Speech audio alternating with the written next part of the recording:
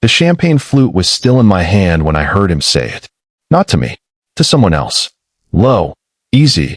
The kind of voice men use when they think the room has stopped listening. My thumb pressed into the stem of the glass until I felt it wanting to crack. Once the old man's account transfers, he said, none of this matters anymore. I didn't turn around. I didn't set the glass down. I just stood there, in my own dining room, listening to my new son-in-law talk about my money like it already belonged to him. I smiled at the woman next to me and asked if she wanted more wine. Inside, something had already changed forever. My name is Richard Holloway. I'm 64 years old, and for 31 years I built a commercial refrigeration company out of a rented garage in Ohio into a business that, as of last year, was valued at $14.2 million. I did it with a bad back, a used pickup truck, and a wife named Carol who believed in me before the banks did. We have one daughter, Emily, 30 years old, a pediatric nurse, the softest heart I've ever known, which is exactly why she was the easiest person in our family to fool. 18 months before that dinner party, Emily married a man named Trent Whitfield, 34, consultant, always between opportunities, always about to close something big. I didn't like him from the first handshake. Too firm, too long, eyes doing math behind a smile. But Emily loved him, and I'd learned the hard way that fathers who fight their daughters' choices usually lose their daughters. So I smiled. I wrote a $50,000 check for their wedding. And I watched, quietly, the way you watch a stove burner you're not sure you turned off. I was right not to trust it. I just had no idea how right. It was Thanksgiving, 4 months into the marriage. Carol had spent 2 days on the turkey. Emily had brought her famous cranberry bread. And Trent showed up 40 minutes late in a leather jacket that cost more than my first car, holding a bottle of wine he made sure everyone saw the label of. He didn't hug me. He clapped me on the shoulder, a business gesture, not a family one, and said, "Rich. Looking good, in a tone people use on elderly relatives they're being patient with. I was 63, not senile, not fragile, but I noticed how he said it, and how his eyes flicked, just for a second, to the antique clock on our mantel, the one appraised at $30,000, the way a man in a jewelry store looks at a case he can't afford yet.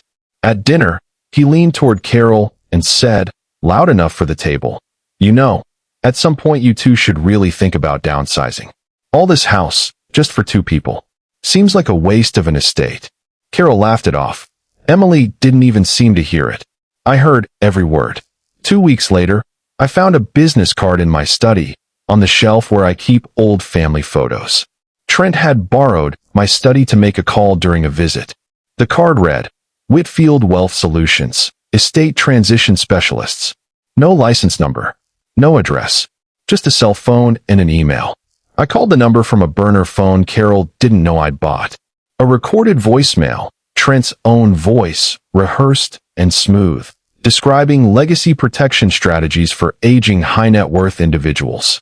I hung up and sat in my study for a long time. I asked him about it directly, over coffee, keeping my voice mild. Estate Transition Specialist. What's that mean exactly? He didn't flinch. It's a fiduciary consulting framework, Rich. Basically, I help families structure generational wealth transfer to minimize tax exposure and probate friction. It's a service. I actually think it could really help you and Carol down the line. Jargon like a shield. I nodded slowly, the way a man nods when he's letting someone believe they've won. That sounds smart, I said. You'll have to walk me through it sometime. I believed exactly none of it. 3 weeks later, Carol's cousin, who worked at a bank branch downtown, mentioned offhand that a young man matching Trent's description had come in asking a teller about the requirements to notarize a power of attorney document, asking specifically what happened if one of the signers wasn't fully lucid at the time of signing. I drove home that night with my hands tied on the wheel.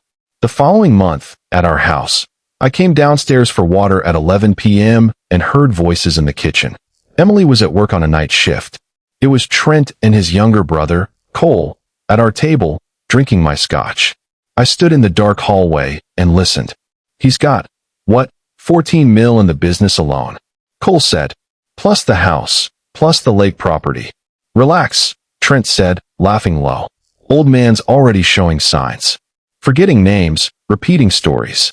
Give it 18 months, maybe less, and Emily signs whatever I put in front of her, because Emily does whatever I tell her to do. She thinks I hung the moon. They both laughed. I hadn't forgotten a single name in my life.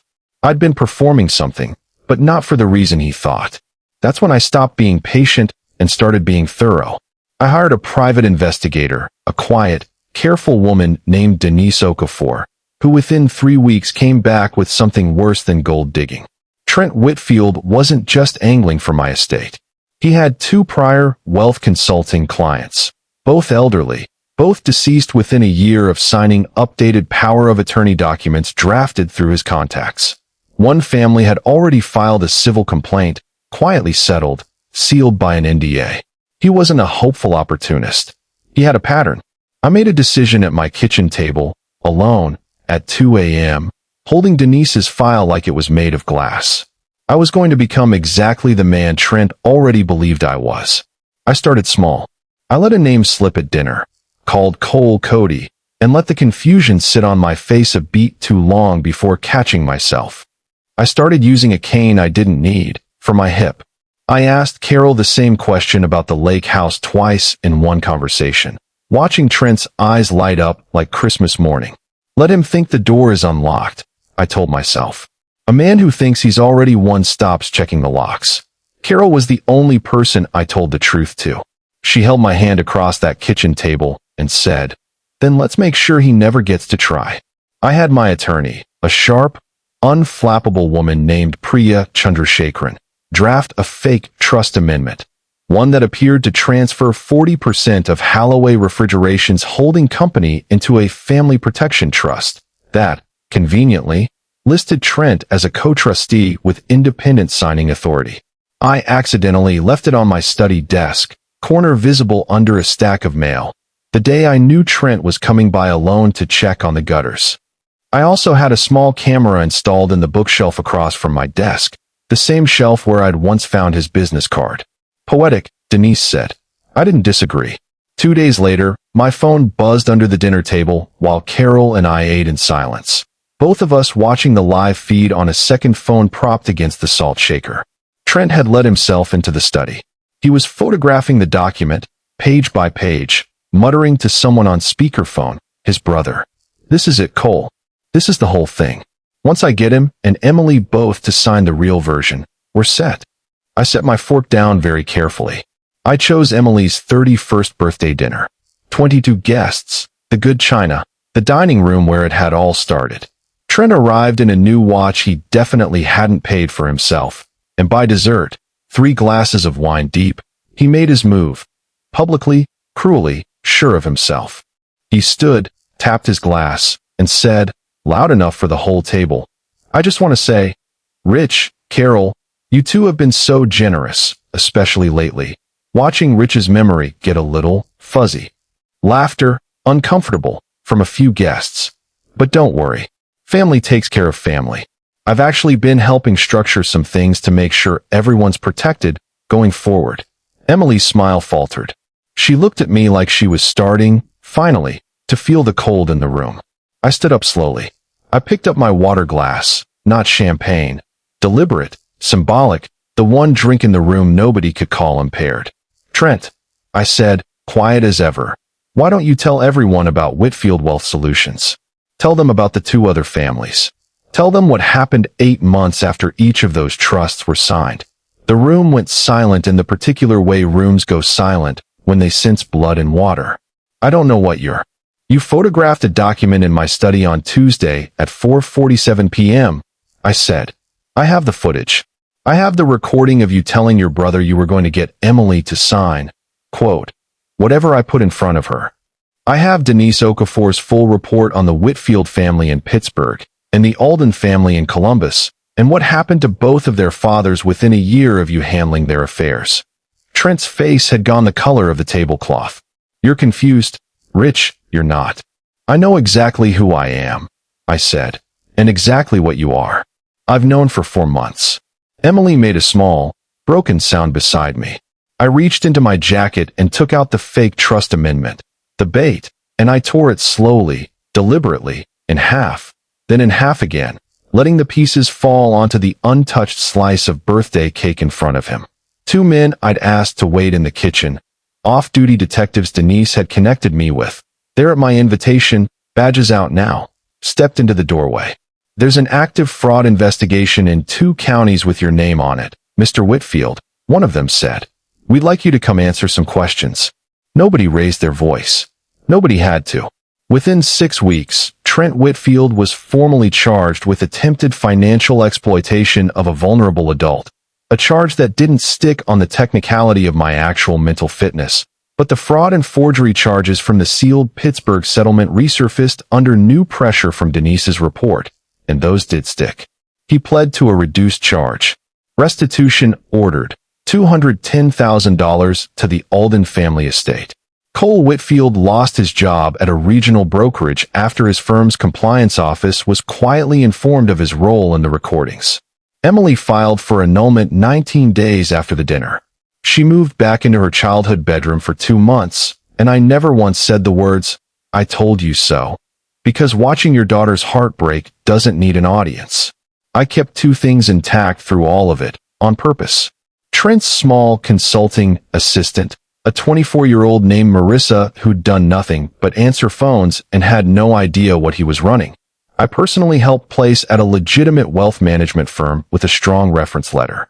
And I quietly paid off the remaining balance on the Alden family's legal fees myself, on top of Trent's restitution, because that elderly widow shouldn't have had to wait on a court schedule to sleep well again.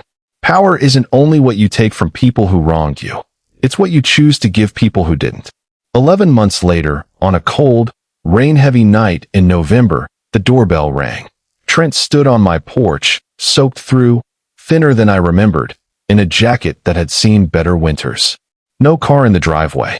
He must have walked, or taken a bus, from wherever he was staying now. "Rich," he said, voice cracking in a way I almost believed. "I made mistakes. I know that. I just need somewhere to stay, just for a little while. For Emily's sake. We're still family, aren't we?" I looked at him for a long moment. Rain running off the porch light between us. "We were never family, Trent," I said. "You were a transaction I hadn't closed yet. Good luck out there." I closed the door, gently, and turned the deadbolt. Carol was waiting in the kitchen with 2 mugs of tea already poured. She didn't ask what I'd said. She just slid 1 mug across the counter and said, "Come sit down. It's warm in here." It was. For the first time in a long while, it really was. Here's what I learned. The people most dangerous to you are rarely the ones who show their hand early. They're the ones patient enough to wait for you to look weak. So don't be afraid to let them think you are, while you quietly build the truth behind them. Protecting your family sometimes means protecting them from someone they love. If someone in your life has ever tried to get close to your money instead of your heart, how did you find out? And what did you do? Tell me in the comments. If this story hit home, hit like, subscribe for more, and I'll see you in the next one.